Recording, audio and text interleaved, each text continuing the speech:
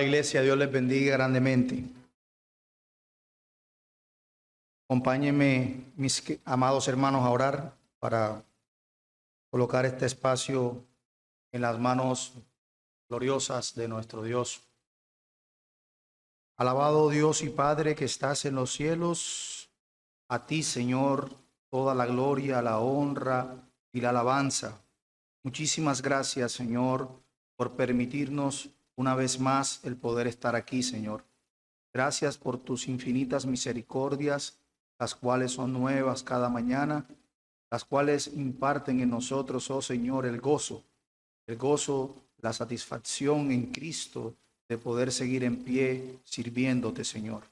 Por favor, te rogamos, te imploramos, en esta mañana tú le hables con poder a tu pueblo, que tú le hables con poder a tu iglesia, que nos permitas poder ser exhortados, también consolados, edificados, oh Señor, para seguir siempre firmes en el peregrinaje de nuestra fe, el cual tú, Señor, sostienes. Por favor, Señor, guárdame del error, de la herejía, de adulterar, oh Señor, tu palabra. Por favor, ayúdame a exponerla de una manera fiel, que tu Santo Espíritu siempre, Señor, esté guiando nuestra exposición. Todo esto te lo rogamos, oh Dios, para tu gloria, en Cristo Jesús, nuestro Señor. Amén y amén. Les invito, amados hermanos, a que por favor me acompañe a la epístola del apóstol Pablo a los Romanos. Romanos, capítulo 14. Romanos 14, versículos del 1 al 18. Le invito a que por favor se coloque sobre sus pies para que podamos reverenciar la bendita palabra de Dios. Dice la palabra de Dios, Romanos capítulo 14, versículos del 1 al 18. Dice la palabra del Señor, recibid al débil en la fe, pero no para contender sobre opiniones. Uno cree que se ha de comer de todo, otro que es débil solo come legumbres. El que come de todo no menosprecie al que no come, y el que no come no juzgue al que come, porque Dios lo ha recibido. ¿Tú quién eres que juzgas al criado ajeno? Para su propio Señor está en pie o cae, pero estará firme, porque poderoso es el Señor para hacerlo estar firme. Uno hace diferencia entre día y día, mientras que otro juzga iguales todos los días. Cada uno esté plenamente convencido de lo que piensa. El que distingue un día de otro lo hace para el Señor, y el que no distingue el día para el Señor no lo hace. El que come, para el Señor come, porque da gracias a Dios, y el que no come, para el Señor no come, y también da gracias a Dios. Ninguno de nosotros vive para sí, y ninguno muere para sí. Si vivimos, para el Señor vivimos, y si morimos, para el Señor morimos. Así pues, sea que vivamos o que muramos, del Señor somos. Cristo para esto murió, resucitó y volvió a vivir, para ser Señor así de los muertos como de los que viven. Tú, pues, ¿por qué juzgas a tu hermano? O tú también, ¿por qué menosprecias a tu hermano? Porque todos compareceremos ante el tribunal de Cristo. Pues escrito está, vivo yo, dice el Señor, que ante mí se doblará toda rodilla y toda lengua confesará a Dios. De manera que cada uno de nosotros dará a Dios cuenta de sí. Así que ya no nos juzguemos más los unos a los otros, sino más bien decidid no poner tropiezo u ocasión de caer al hermano. Yo sé y confío en el Señor Jesús que nada es impuro en sí mismo, pero para el que piensa que algo es impuro, para él lo es. Pero si por causa de la comida, si por causa de la comida tu hermano es entristecido, ya no andas conforme al amor. No hagas que por causa de tu comida se pierda aquel por quien Cristo murió. No deis, pues, lugar a que se hable mal de vuestro bien, porque el reino de Dios no es comida ni bebida, sino justicia, paz y gozo en el Espíritu Santo. El que de esta manera sirve a Cristo, agrada a Dios y es aprobado por los hombres. Pueden tomar asiento, amados hermanos. Recibiendo al débil en la fe. Ese es el título de nuestro sermón en la mañana de hoy. Y la prudencia, hermanos, es el trato hacia nuestros hermanos débiles en la fe. Ha de ser siempre una conducta que deben tener todos los cristianos, que de alguna manera Dios les ha concedido tener más madurez que a otros. Cuando nosotros hablamos del débil en la fe, nos referimos precisamente a aquel hermano que de alguna manera no ha tenido una comprensión completamente clara de lo que es el sacrificio de Cristo. Es decir, que él no le basta creer solo en Cristo para sentirse salvo, sino que tiene que agradar a mandamientos o a costumbres de hombres. En otras palabras, es un creyente que por falta de madurez para admitir que la fe en Cristo y nuestra unión con Él son suficientes y nos da cierta libertad de hacer cosas que son moralmente neutrales, pero las evita por motivos de conciencia. La pregunta entonces es, ¿cómo debe ser nuestra relación con esos hermanos más débiles? Nuestro sermón lo vamos a dividir en 4 puntos y el primero de ellos será el problema o el contexto del problema y de las controversias en este capítulo 14 que encontramos de Romanos. Pablo empieza ese capítulo diciendo: recibid al débil en la fe, pero no para contender sobre opiniones. Hermanos, conflictos personales hubo entre los hermanos en la iglesia de Roma.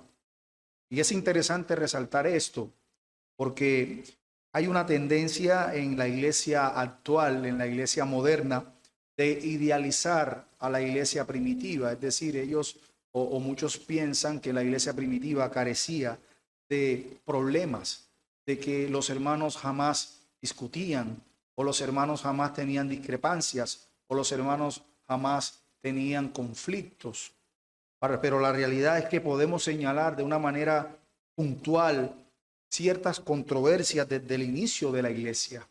Controversias no solo personales, sino también controversias eclesiásticas. Por ejemplo, nosotros vemos cómo el apóstol Pablo con el apóstol Pedro tuvieron sus controversias y sus conflictos, y son 2 apóstoles del Señor. También vemos cómo Pablo y Bernabé, 2 grandes misioneros, también tuvieron problemas y tuvieron conflictos. Vemos el caso de Evodia y Síntique.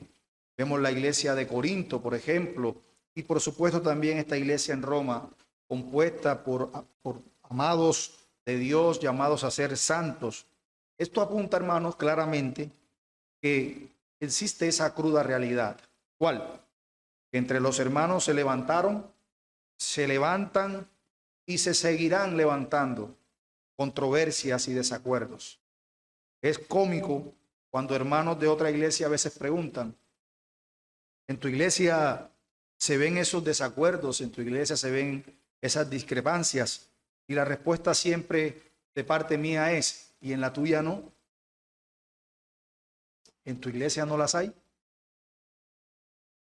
Es un mundo, hermano, como este, y mientras estemos en este cuerpo de pecado, con un corazón engañoso como el nuestro, mientras vivamos de este lado de la gloria, habrá diferencias, incluso frustraciones. Sin embargo, debemos hacer un énfasis especial en la naturaleza de esos conflictos en la iglesia de Roma. Pablo dice: recibid al débil en la fe, pero no para contender sobre opiniones. Se trataba entonces de conflictos sobre opiniones, ojo, no sobre mandamientos, sino sobre opiniones. No se trataba de unos que pensaban que el adulterio fuese pecado o no, o unos que pensaban que el robar era pecado o no. Las discusiones no tenían nada que ver con la transgresión explícita a la ley de Dios, pues nosotros vemos que eso está claramente definido en la Escritura. Dice el apóstol Juan en su primera carta, en el capítulo 3, versículo 4, todo aquel que comete pecado infringe también la ley, pues el pecado es infracción de la ley. Entonces se trataba de asuntos que no eran identificados explícitamente como pecados por la ley de Dios. Asuntos como cuáles. Asuntos como por ejemplo, dice el versículo 21, comer carne o comer legumbres. Pablo dice, no es bueno, o bueno es no comer carne. Pero también vemos que en la Escritura el Señor Jesucristo enseñó que lo que contamina al hombre no es lo que entra a la boca, sino lo que sale de ella.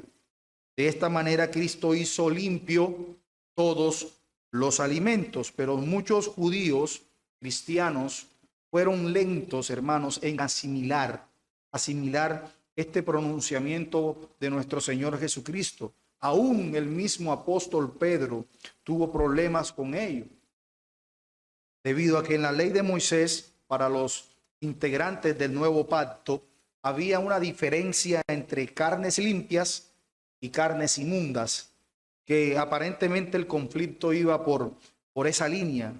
Y parece ser que, sugerido en el verso 20, cuando dice, todas las cosas a la verdad son limpias, entonces, ¿qué? ¿Qué hago?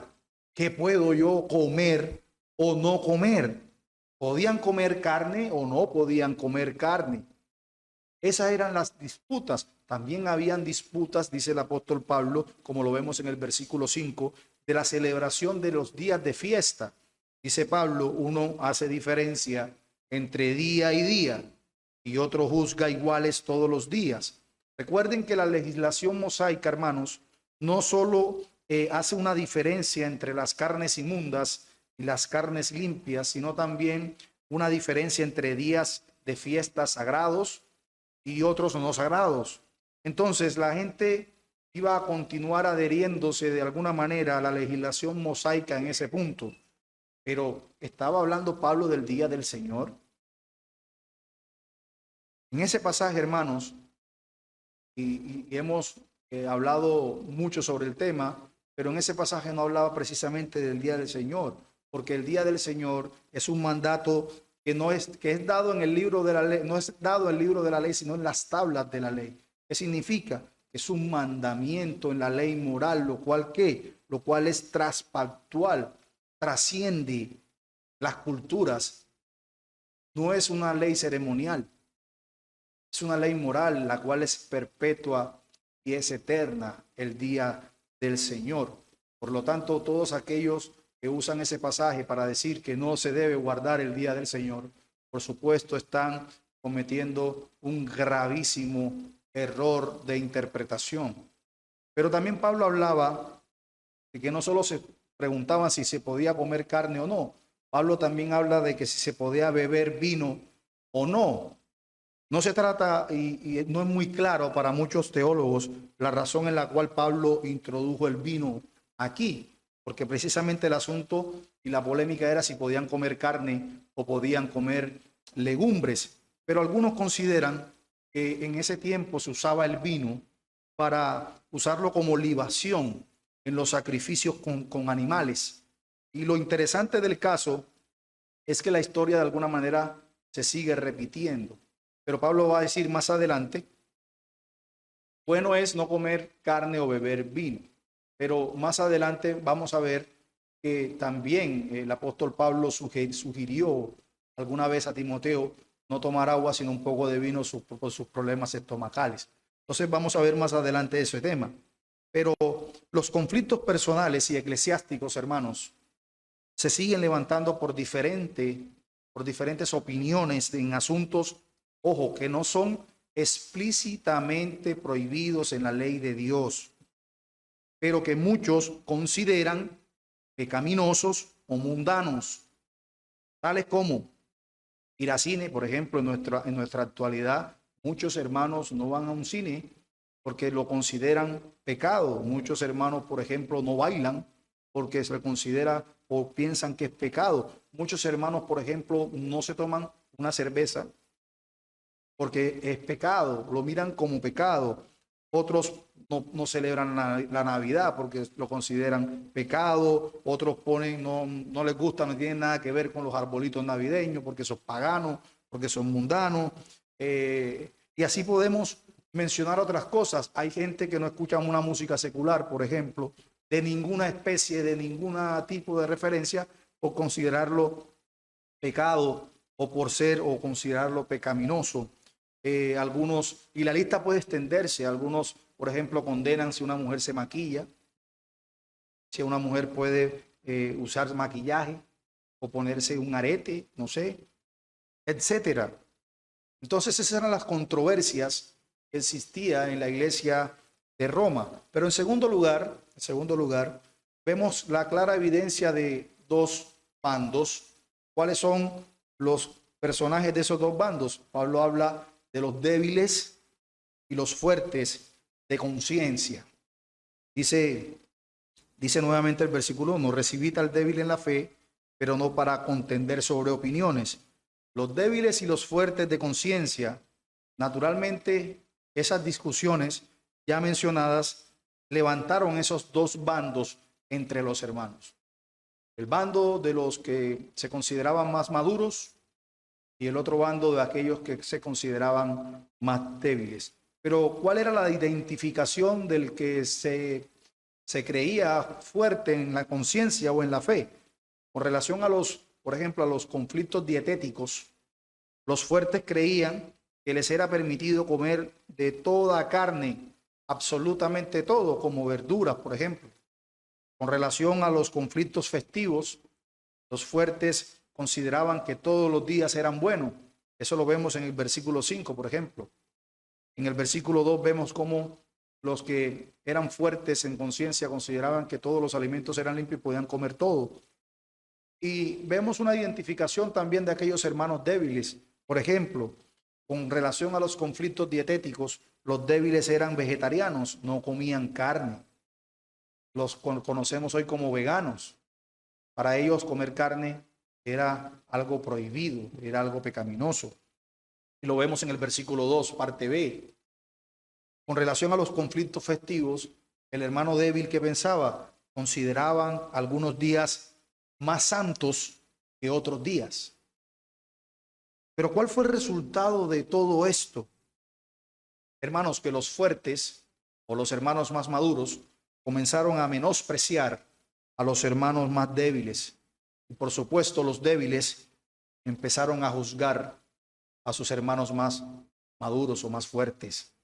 Por eso dice el versículo 3, lo vemos claramente: el que come no menosprecie al que no come, y el que no come no juzgue al que come. Fíjense, empieza a entretejerse lo que iba aflorando en el corazón. Uno era el menosprecio, el fuerte hacia el débil, mientras que por el otro lado venía el juez, el débil al fuerte. Menosprecio y juzgamiento. Y bastante que hemos hablado del juzgamiento ilícito en nuestra serie de sermones sobre el Sermón del Monte. Una vez más, la historia se sigue repitiendo. En todas las iglesias, hermanos que se consideran un poco más maduros tienden a menospreciar a los que a lo mejor no lo son tanto. Y también los hermanos que son más débiles tienden a juzgar de una manera injusta a los que de alguna manera lo son.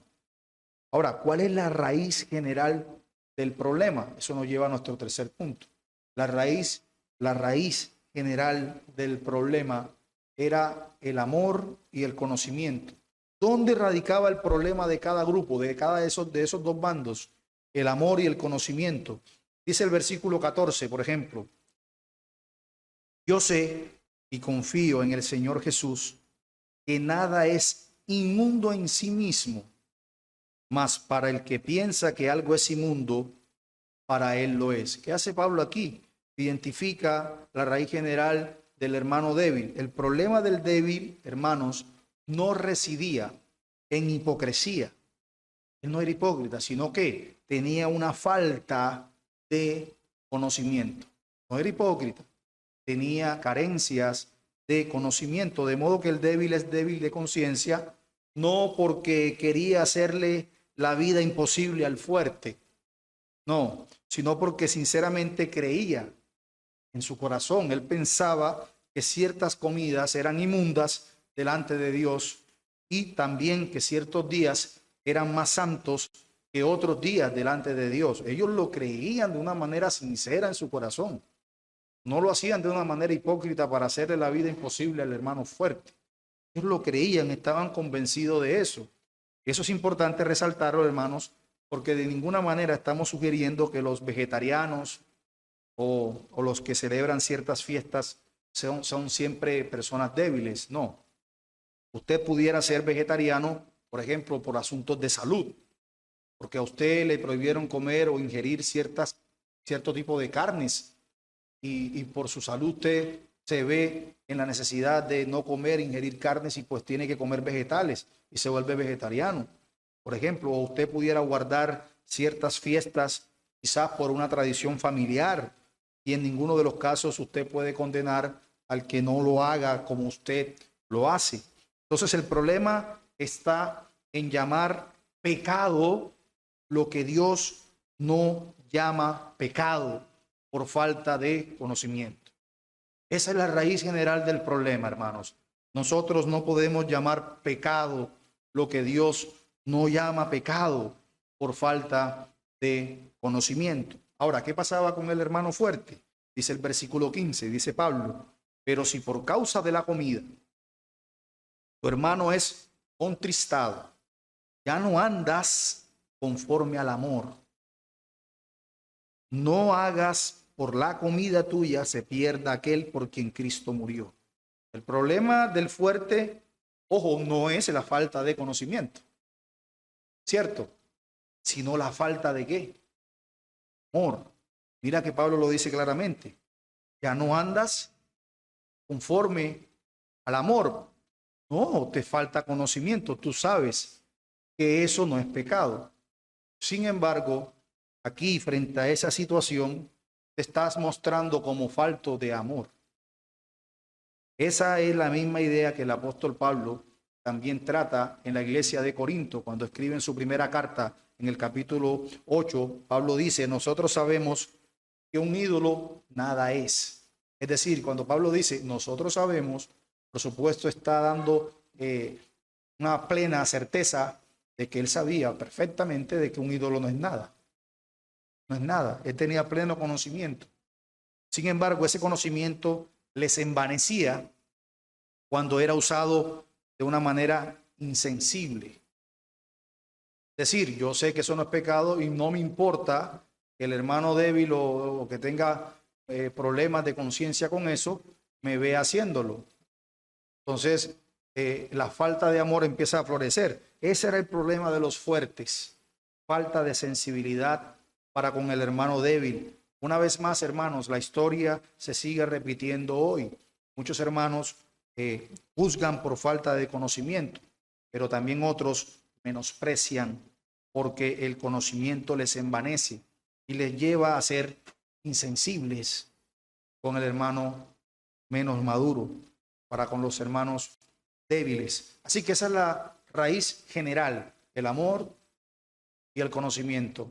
Falta de conocimiento para con los hermanos débiles en la fe, por el cual sus problemas de conciencia los llevaba a restringirse o a abstenerse de ciertas cosas, pero también vemos la falta de amor de aquellos que tenían muchísimo más conocimiento y de alguna manera trataban de una manera insensible a los hermanos más débiles. Pero en cuarto lugar, vemos también la raíz ya no general, sino la raíz específica del problema. Y antes de entrar a la raíz específica de este conflicto en cada uno de esos grupos o de esos bandos, hermanos, es necesario resaltar que había un sentido en el que ambos grupos estaban bien. Por ejemplo, si su conciencia estaba limpia, eso era algo importante antes de señalar o de juzgar. Pregunta Pablo, ¿tienes tu fe? Es decir, era un creyente. No estamos hablando de una persona que no fuera creyente. Era un hermano en la fe. Eso es importante. Pablo dice, ¿tienes tu fe? Claro, sí tiene fe. Sí tiene fe. Tenla para contigo delante de Dios. Bienaventurado el que no se condena a sí mismo en lo que aprueba, hermanos. ¿Tienes tu fe? Tenla contigo delante de Dios. Es decir, el que duda sobre lo que come, como dice el versículo 22 y 23 más adelante, es condenado porque no lo hace con fe. Y todo lo que no proviene de fe es pecado. ¿Y qué queremos decir cuando hablamos de los problemas de conciencia, hermanos? ¿Qué es la conciencia? ¿Qué es la conciencia? Se trata de esa capacidad de conocer y de discernir entre el bien y el mal. ¿En base a qué? En base a las costumbres, en base a los mandamientos y tradiciones de los hombres, ¿es que yo puedo juzgar qué es bueno y qué es malo? No. Es esa capacidad de conocer y discernir entre lo bueno y lo malo con base al conocimiento innato de la ley moral de Dios que ha sido escrita en nuestros corazones y de manera más particular en base a la ley moral de Dios o esos 10 mandamientos revelados en su palabra. Actuar bajo una limpia conciencia implica entonces hacer algo porque la conciencia no asocia el hecho como una violación a la ley de Dios. Y si no lo asocia como una violación a la ley de Dios, por lo tanto la conciencia no les acusa. No les acusa, porque su conciencia está plenamente convencida y tiene la certeza de que no se ha infringido la ley. Por supuesto, no le acusa, sino que le defienden sus razonamientos, como bien lo ha explicado el apóstol Pablo. Así que tanto el fuerte como el débil estaban en lo correcto si hacían o dejaban de hacer ciertas cosas porque sus conciencias les acusaban o les defendían según el caso. Entonces eso es importante. Importante la conciencia. Pero también había algo que estaban en lo correcto. ¿Qué era? Además de tener una limpia conciencia. Era si lo hacían o no lo hacían para la gloria de Dios. Y eso es fundamental. ¿Qué dice? ¿Qué dice el versículo 6 al 8? Así pues, que sea que vivamos o que muramos, del Señor somos. El que hace caso al día, dice Pablo después, lo hace para el Señor. Y el que no lo hace o el que no hace caso al día, para el Señor no lo hace. El que come, para el Señor come. Y el que no come, para el Señor no come y da gracias a Dios. Porque ninguno de vosotros vive para sí y ninguno muere para sí. Pues si vivimos, para el Señor vivimos, y si morimos, para el Señor morimos. Yo pregunto, cuando hablamos de este tema de glorificar a Dios, ¿qué es glorificar a Dios? Y es una pregunta a veces básica, ¿cierto? Pero cuando hablamos de glorificar a Dios, significa, hermanos, glorificar o magnificar a Dios es mostrar esa magnitud y el valor de su gloria en todo lo que hacemos, en cada aspecto de nuestra vida, no solamente en las cosas importantes, sino también en las menos importantes. Si el fuerte comía, ¿qué es comer? Es un acto normal, ¿cierto? Un acto de que todos hacemos a diario, comer o beber. Pero si simplemente ese acto, que por supuesto es un acto normal, lo hacemos para la gloria de Dios, pues de alguna manera tanto los débiles como los fuertes estaban en lo cierto, ser para la gloria de Dios. Si el fuerte comía o bebía todos los días, veía todos los días como buenos, y todo esto con una manifestación de gratitud a Dios por su provisión. Dios proveyó hoy cerdo. Muchos no comen cerdo. Dios proveyó cerdo, pero el fuerte dice, yo no tengo ningún problema porque el Señor hizo limpio todos los alimentos. Gloria a Dios por su provisión. Y comía. ese fuerte daba gloria a Dios, entonces estaba bien, estaba bien. De igual manera, si el débil se abstenía y entendía que lo que estaba haciendo para glorificar a Dios también estaba bien. Él, de alguna manera, su conciencia siempre trataba todo el tiempo de buscar la gloria de Dios y ese temor reverente de no faltarle a su Señor. Sin embargo, hermanos, a pesar de lo dicho, había otro aspecto en que ambos grupos estaban mal. Estaban mal. Que los débiles, por ejemplo, al juzgar, se enseñoreaban de la conciencia del otro. El débil se enseñoreaba al juzgar, se enseñoreaba de la conciencia del otro. Algo, hermanos, que solo le corresponde a nuestro Señor Jesucristo. Porque ninguno de nosotros puede erguirse como juez. ¿Qué dice el apóstol Pablo en los versículos 9 y 11? Dice, porque Cristo para esto murió y resucitó y volvió a vivir. ¿Para qué? Para ser Señor así de los muertos como de los que viven. Porque escrito está, vivo yo, dice el Señor, que ante mí se doblará toda rodilla y toda lengua confesará a Dios. Aunque en otro contexto, cuando la Iglesia Católica quiso obligar a Lutero, por ejemplo, a retractarse de lo que había escrito en sus libros, sabemos cuál fue la respuesta de Martín Lutero. No quiero ni puedo retractarme a menos que se me pruebe por el testimonio de las Escrituras o por medio de la razón que estoy equivocado. Mi conciencia está sujeta a la palabra de Dios y no es honrado ni seguro obrar en contra de mi propia conciencia. Y ese fue el argumento más poderoso de Lutero. Nadie está obligado, hermanos, nadie, a obrar en contra de su conciencia. Por lo tanto, el débil no podía juzgar al hermano que de alguna manera que Dios le había dado más madurez y donde la Biblia no señala ese acto que el hermano estaba cometiendo como pecado. El hermano débil no podía juzgar lo mismo como pecado. Ese es uno de los problemas del débil, hermanos. Ese es uno de los problemas y por eso el apóstol Pablo los exhorta.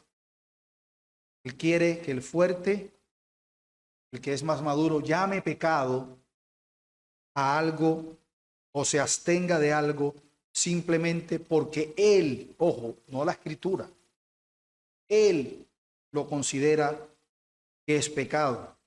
Aunque el fuerte no esté convencido porque no ve en la escritura, no ve en los mandamientos de Cristo ningún mandato que lo haga como pecado, lo haga ver como pecado, o que no ve en la escritura en ningún sentido violación a la ley de Dios. Entonces los débiles al juzgar se constituían en jueces, algo que solo corresponde a nuestro Señor Jesucristo. Dice el versículo 10 y el versículo 12. Pero tú, ¿a quién hablaba Pablo ahí? Al débil. Ojo, ¿qué le dice? Pero tú, ¿por qué juzgas a tu hermano? O tú también, ¿por qué menosprecias a tu hermano? ¿A quién hablaba ahora? Al fuerte.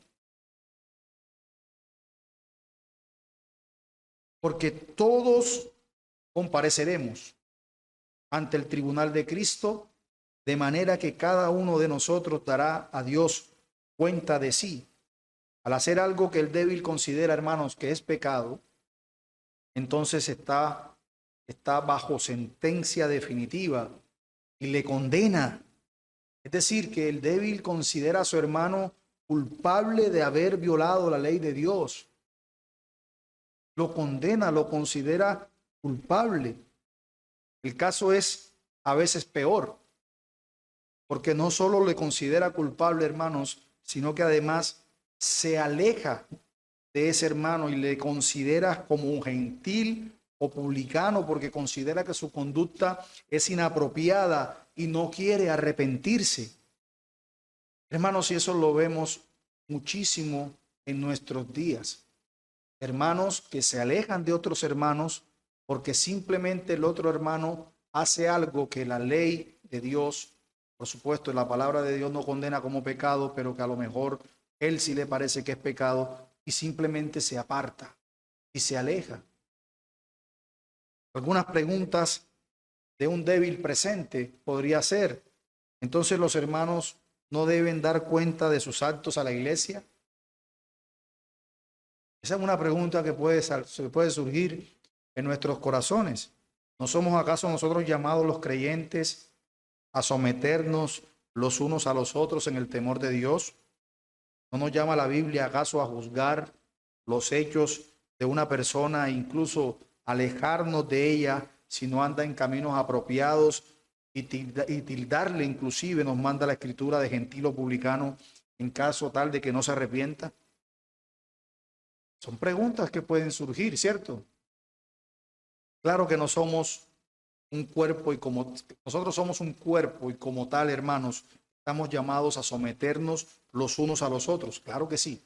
Claro que la Biblia también nos manda a que nosotros debemos juzgar los actos que abiertamente sean considerados como pecaminosos, y de hecho estamos llamados también como iglesia local a excomulgar como gentil o publicano a aquel que sea impenitente, que no acepte su pecado y que rehúse el arrepentirse. Entonces, ¿cómo solucionamos esa disyuntiva? Hermanos, el problema está en que estamos hablando de asuntos, de opiniones, no de mandamientos de la ley. Asuntos, opiniones, no de mandamientos, y por lo tanto, hermanos, no se puede obligar a una persona a llamar pecado lo que Dios no ha dicho claramente que es pecado. Y eso es lo que yo quiero y deseo y anhelo que hoy guarden en su corazón para siempre. No podemos obligar a una persona a que llame pecado lo que Dios no ha llamado pecado. ¿Qué hacemos entonces? Para ello me acuerdo de un hermano muy querido. Él no aceptaba ver a un hermano tomándose una copa de vino porque lo consideraba pecado. Por asuntos providenciales, el hermano tuvo que irse de la ciudad, comenzó a congregarse en otra iglesia y, según sus palabras, era una iglesia extremadamente bíblica, apasionada por la gloria del Señor Jesucristo, con un gran testimonio la iglesia. Y un día vio a uno de los hermanos de esa iglesia, donde salieron a comer a un restaurante, que pidió una carne y pidió una cerveza. Y su reacción, de alguna manera, no fue la que quizás esperaban, fue admirable. Y él me dijo: yo no estoy acostumbrado a ver eso, pero el hecho es que vengo de un contexto que considera eso como pecado. Pero la realidad es que las bases bíblicas que dan estos hermanos para probar que no es pecado tomarse una cerveza, a menos que el alcohol le controle, son muy fuertes. Las pruebas bíblicas son muy contundentes. Además, decía el hermano, que el testimonio y la santidad que yo veo en estos hermanos, su pasión por Cristo, me lleva simplemente a pensarlo y a pasarlo por alto y dejárselo al Señor. Los fuertes, ¿por qué están mal entonces? Porque al menospreciar, se olvidan que ellos costaron el mismo precio y fueron vestidos con la misma justicia. No estamos hablando de un no creyente, estamos hablando de un creyente que a lo mejor no tiene la misma capacidad y la misma madurez que usted tenga, pero que Él costó, nuestro Señor pagó el mismo precio por Él que por usted, y también fue investido de la misma justicia que usted. ¿Qué dice el versículo 3 en su última parte? Porque Dios le ¿qué? le ha recibido. Yo pregunto, hermanos, ¿Dios recibe a los no creyentes? ¿Ahí está hablando de un impío? ¿O está hablando de un hermano? Dios le ha recibido. Lo que Pablo dijo en los primeros 11 capítulos de Romanos, que se puede resumir de la siguiente manera: no hay justo ni aun uno, ni judío ni gentil.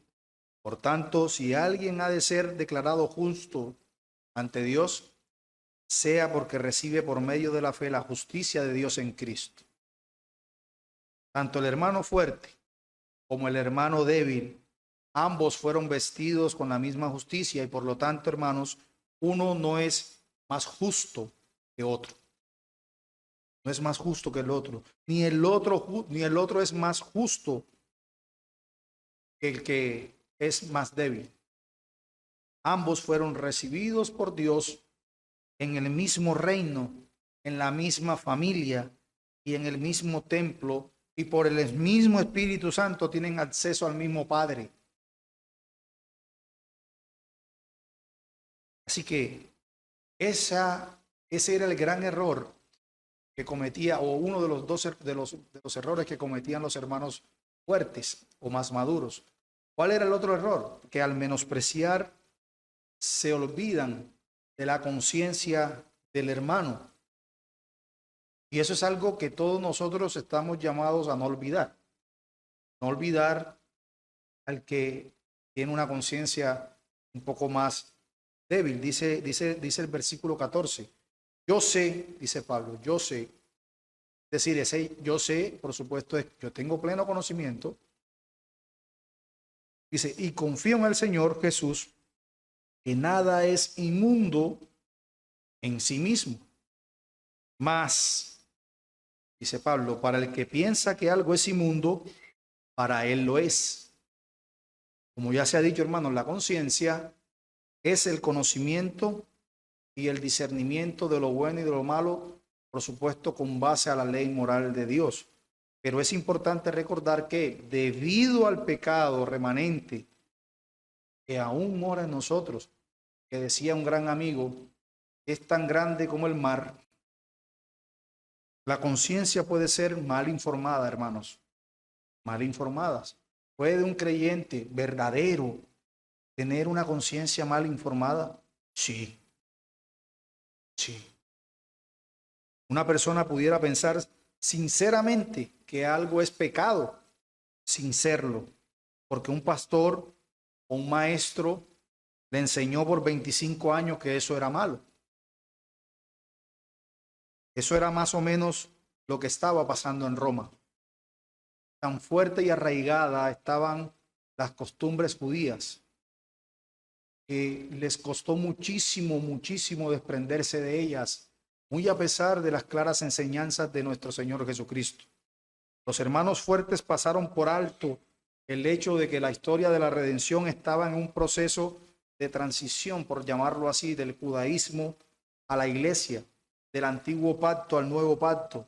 Y esta transición, por supuesto, requería de paciencia y requería también de sensibilidad. Al parecer, muchos hermanos en Roma no fueron sensibles en esta situación, para nada sensibles. De igual manera, muchas veces en la iglesia de hoy, también los hermanos más maduros, los más fuertes, no son sensibles en los procesos de transición de un hermano que está comenzando. Y vemos también esa falta de amor en tener ese tacto hacia el hermano que considera muchas cosas que la Biblia no menciona como pecaminosas, pero para él lo son. Y viven un cristianismo de alguna manera legalista. Y muchos hermanos no tienen la sensibilidad, el tacto, el amor de poder sobrellevarlos y a través de una instrucción correcta enseñarles que la Biblia también contiene áreas grises, puntos moralmente neutrales, donde el Señor mismo ha dado libertad de no señalar algo si usted tiene problemas en la conciencia.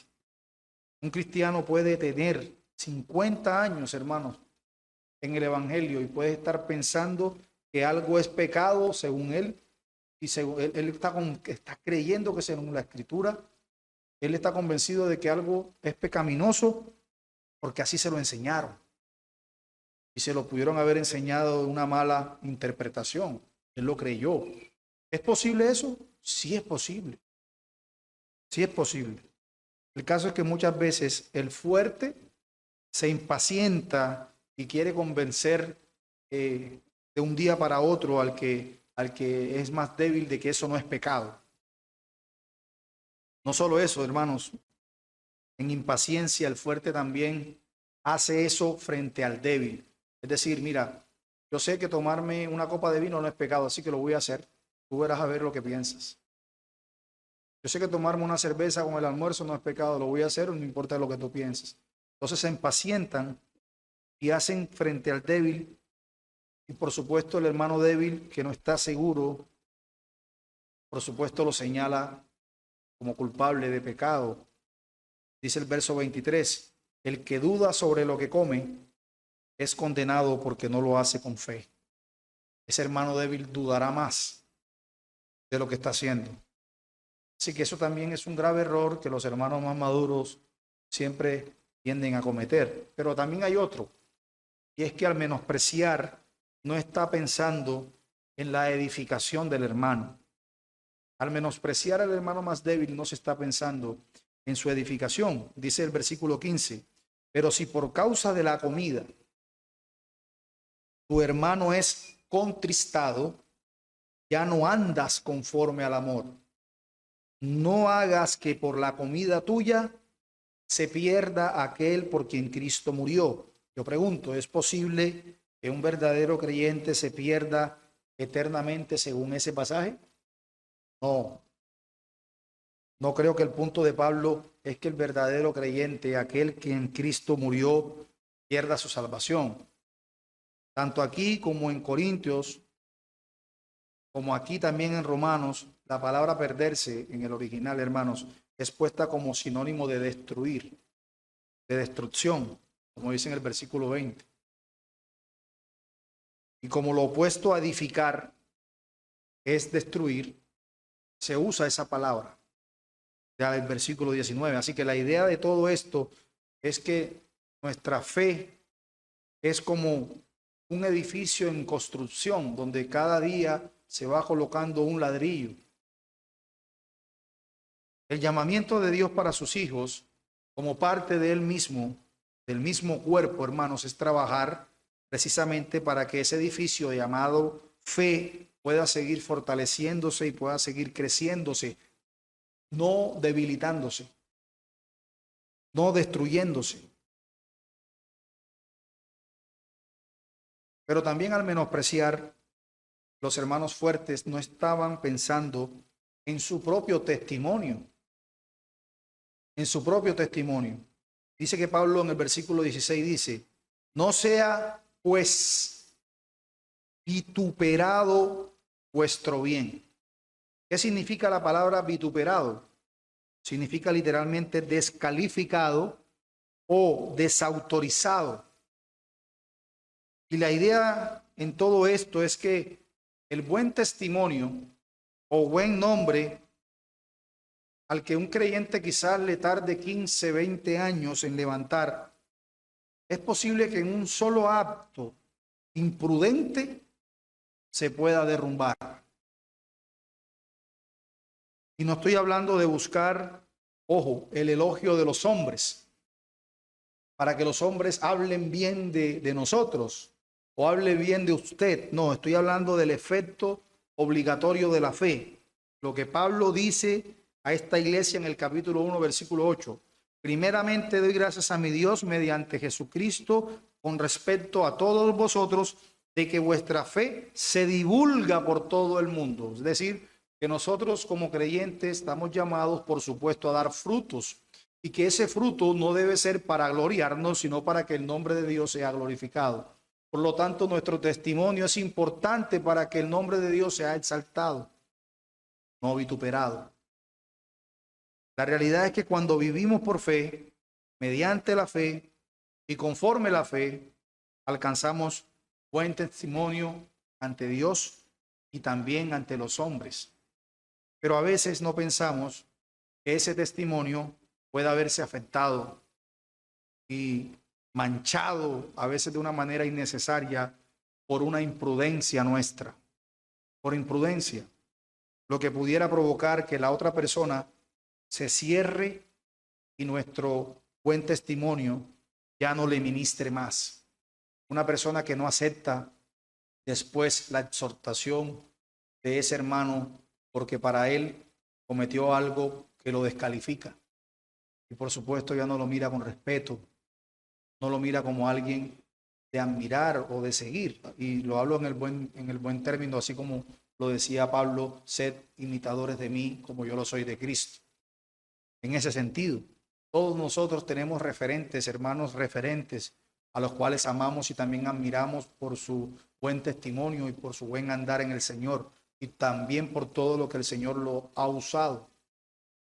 Así que debemos siempre cuidar nuestro testimonio, pero al menospreciar también los hermanos fuertes a los débiles, no estaban pensando en que esto desagrada a Dios y a los hombres.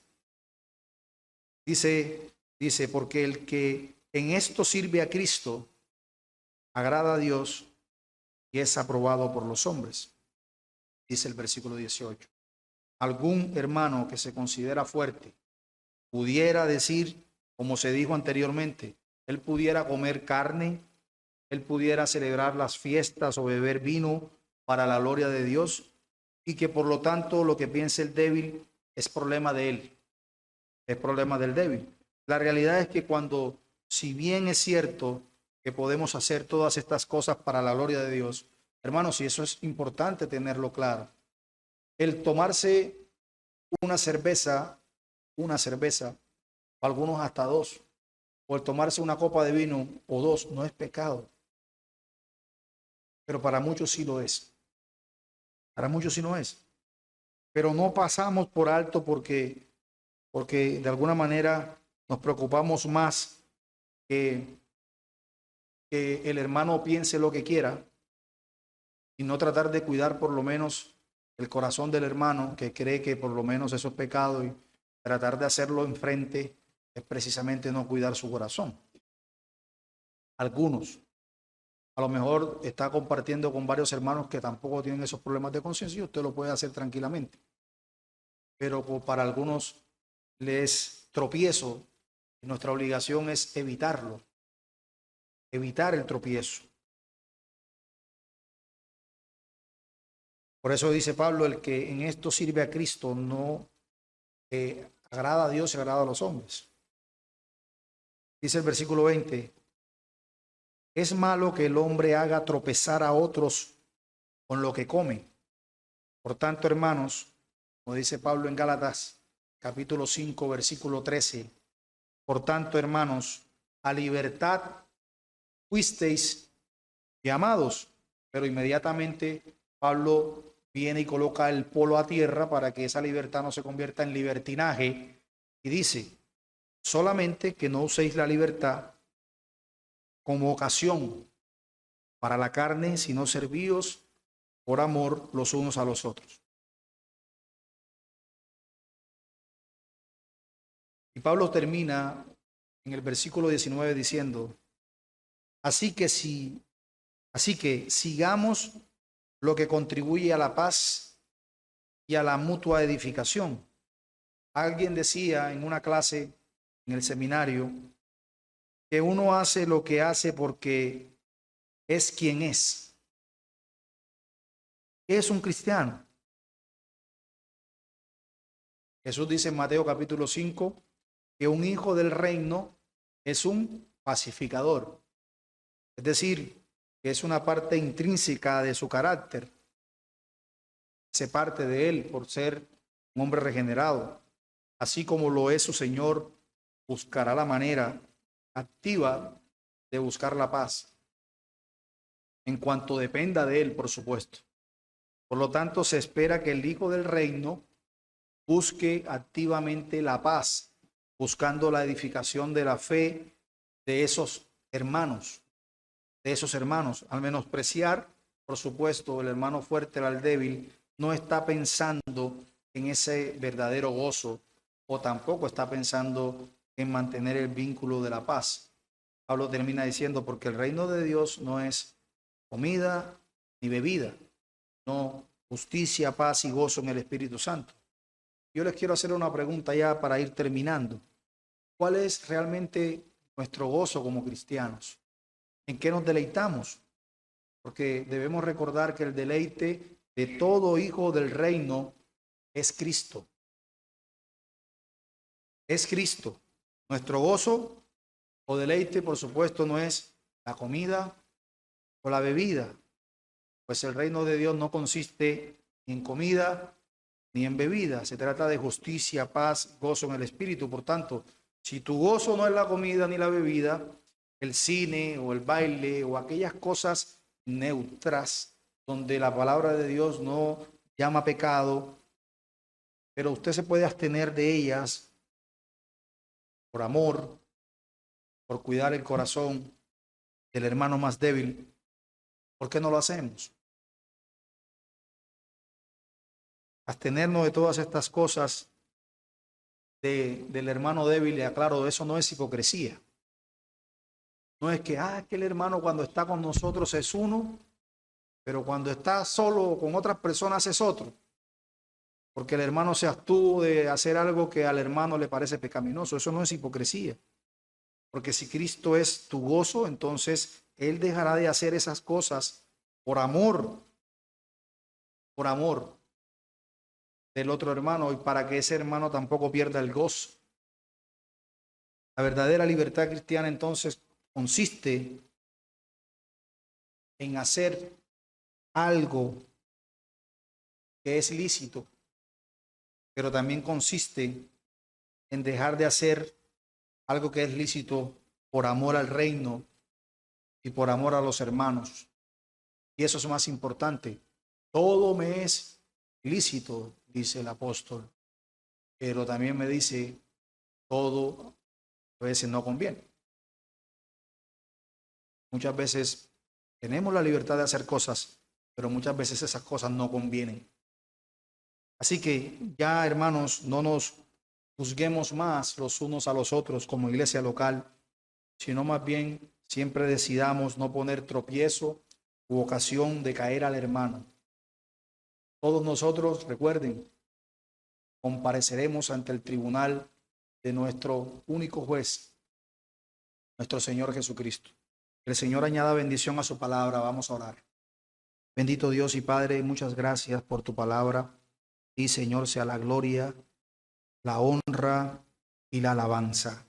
Perdona, Señor, la deficiencia de este expositor, pero que tu palabra, Señor, te ruego, cumpla el propósito por el cual la enviaste hoy en los corazones de mis amados hermanos. Gracias, gracias, en el nombre bendito de Jesús. Amén y amén.